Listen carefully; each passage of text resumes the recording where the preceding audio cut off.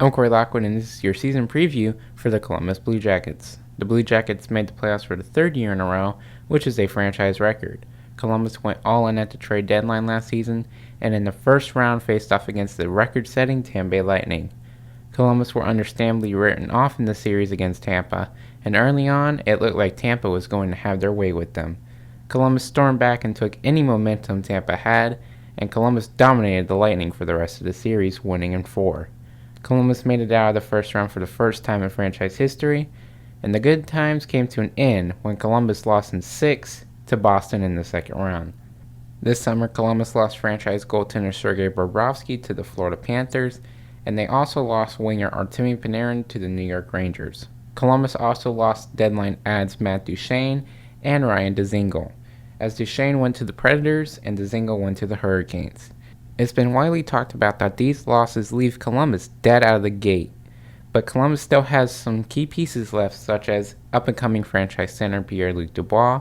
Dubois scored 27 goals and 34 assists last season, and is being counted on to be the shutdown center for Columbus for years to come. On the wing, Columbus has Cam Atkinson, who had a career year last season, scoring 41 goals and 28 assists. Where the Blue Jackets look the strongest is on the blue line, which is led by Seth Jones. Jones in 75 games scored 9 goals and 38 assists. And helping Jones shut down the NHL's best is Zach Werenski.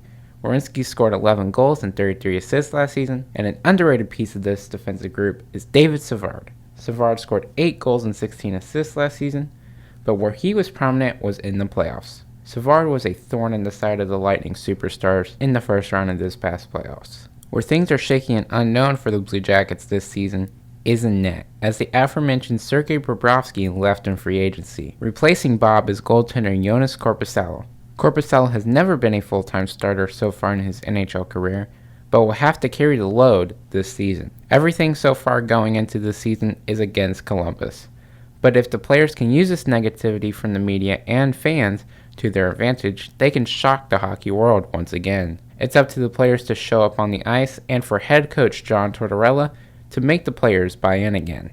If Columbus starts off struggling, Tortorella could find himself out of a job, and GM Jarmo Kekalainen could as well. We have Columbus finishing 8th in the Metro.